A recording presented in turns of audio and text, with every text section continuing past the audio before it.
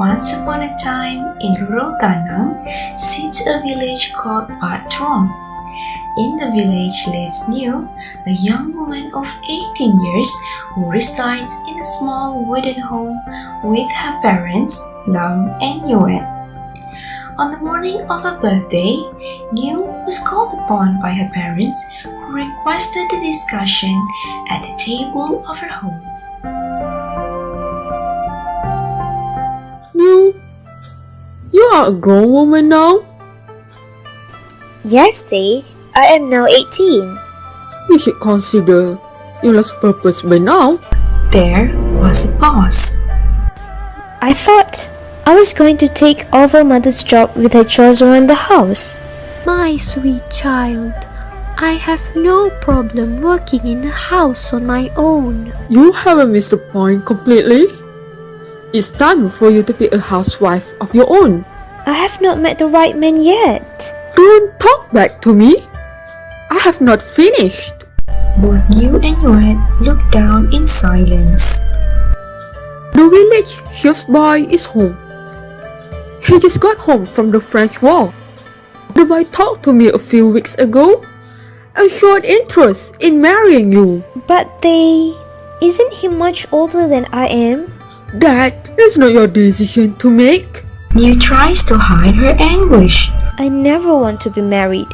Just yesterday, I was playing with the village children and now I have to be someone's wife? She thought to herself. Eat. And so she did. You will meet this boy every Thursday evening for 4 weeks before you are to be wed. Am I clear? Yes, they. Thursday evening rolls around.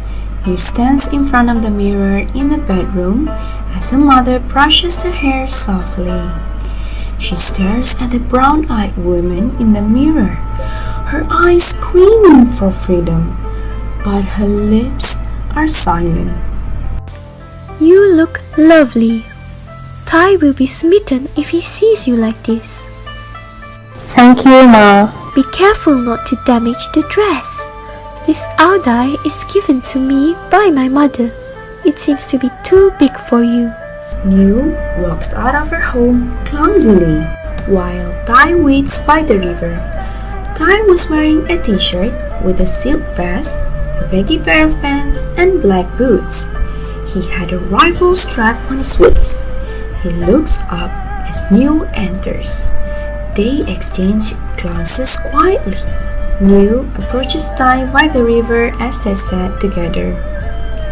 There was an awkward silence. Tai does not even bother to look at me. Thought Niu. Tai sighs. I'm sorry for bothering you, Tai. Oh, don't be sorry. Let's go for a walk. Tai offers his hand to Niu as they walk along the dirt path in awkward silence. So, what do you typically do at home? Niu is suspicious at how Tai could not even look at her in the eye. Then she told Tai about her life at home. In summary, you just get bullied around by your parents a lot, huh? Niu, that name means obedience, right? Have you ever thought of living life on your own terms? Niu stays silent.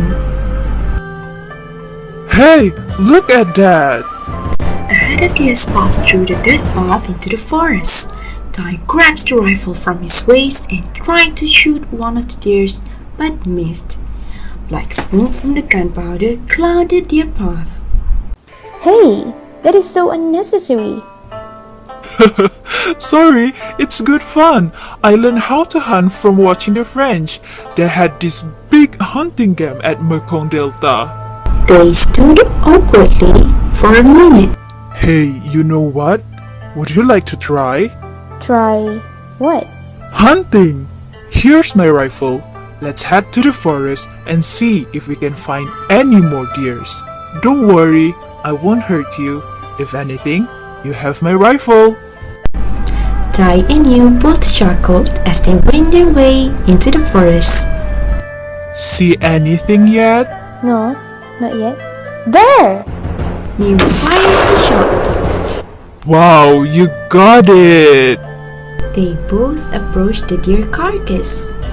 Niu let out a shot of delight when seeing her catch.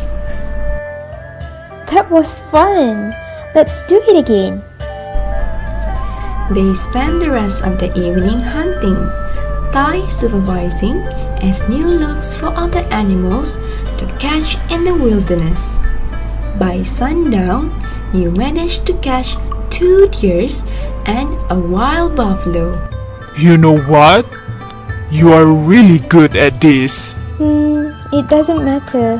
My Tay would freak out if he knew about this. I'll take your prizes then. I know my father would be proud about it. This is so much fun, Tai. I'm sorry, but can we do this again next Thursday? Oh, don't be sorry. We'll just go hunting every Thursday, okay? Alright then. Every Thursday. Thank you, Tai. On their 3rd Thursday together, Tai and Niu started exchanging stories while hunting. Niu learned about Tai's experience fighting in the war at Saigon against the French.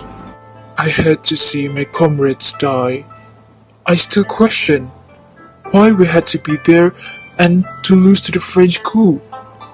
I never wanted to be a soldier. To this day, I still think about Dean, my only friend whom I had lost in the war. That is awful, Tai.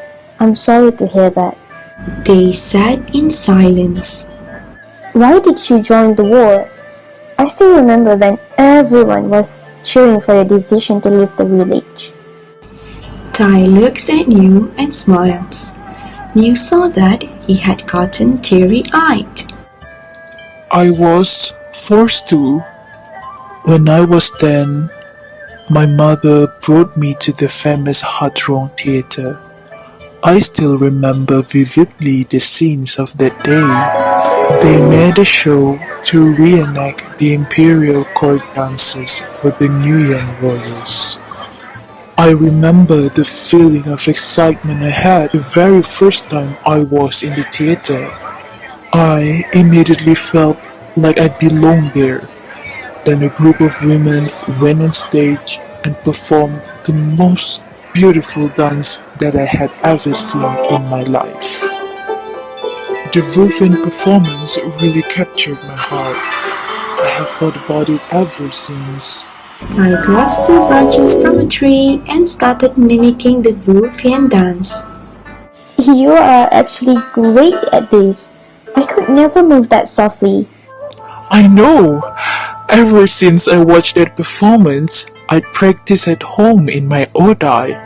My mother would cheer me on as I danced gracefully. I'm sorry for your loss. Oh, I miss my mother a lot. The day she died was the start of a challenging life.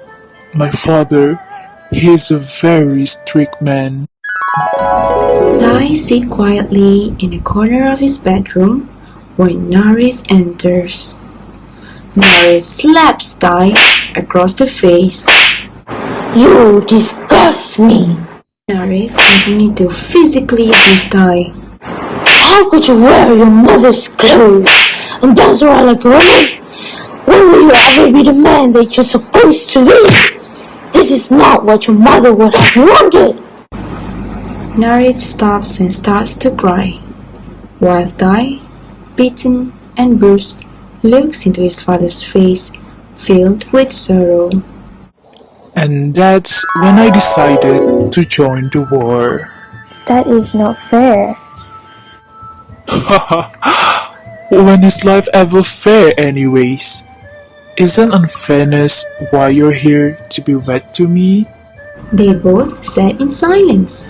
Niu glanced at her newfound friendship and realized how Tai had never taken advantage of her, nor has he ever courted her romantically. Don't worry. Next week is our last date together, where we are supposed to be engaged and be wed in the week after. I promise that this is the last time you'll ever see me. What are you going to do? I'm going to skip town when everyone is asleep. Danang is too far away. No one is going to catch me if I leave. I'm a soldier, remember? I know my ways. But, Tai, don't leave me here alone. What if my father arranges another marriage for me? How am I going to go hunting again? You really love hunting, huh? There's no doubt that you're incredibly talented in it. More so than the French, I'd say. You're a natural. It is the only thing that I look forward to in life. I have nothing at home but a role as a daughter. This is the only thing I have. My purpose for now. New starts to tear up. Tai, can we make a pact?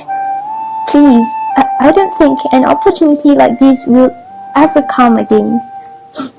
Tai sits in silence as he stares at the crying woman in front of him. Once we get married, your father mentioned that we'll move to a house in Da Nang, right?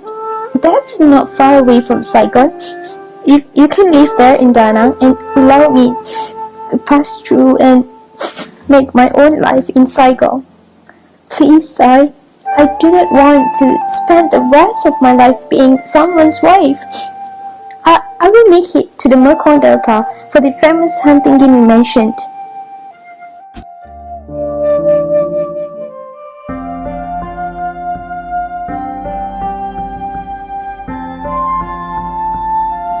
New looks into the mirror and sees the familiar set of brown eyes staring back at her. She brushes her hair into a braid and takes a deep breath. She was wearing the same Ayda her mother had passed on to her, now fitting her more perfectly. She takes one last look and smiles.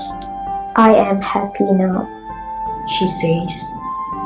In the courtyard of Bat Truong Theatre were children laughing and running around. There were plenty of other people dressed in their own beautiful Ayda. People whisper as she walks by and shoot her a smile whenever she would notice them. That's the best hunter in Da Nang! I cannot believe it! New Truong is here! The whispers would fill the air as New smiles and makes her way to the seat in the theater. The curtains open to reveal a group of performers in the first act. In the very front row was Tai, dressed in an elegant Ayda with a little makeup on. Blue and white flowers decorated his Ayda and his fan. On his head was a twisted crown of blue and white. Tai stood up from the group and then he began to dance. He moved gracefully and beautifully, much more beautiful than the other dancers on stage. Once the performance ended, everyone cheered. New shouts out Tai's name. Tai! Tai came out of the theater to find New sitting in the courtyard. They called each other's name with tears of happiness filling their eyes. I hate you! You almost stole the show from me! Everyone is talking about how the famous hunter is here in the theater this evening. So, how was the journey from Saigon, lady? It was fine. But you know what? I would never miss out on your performance.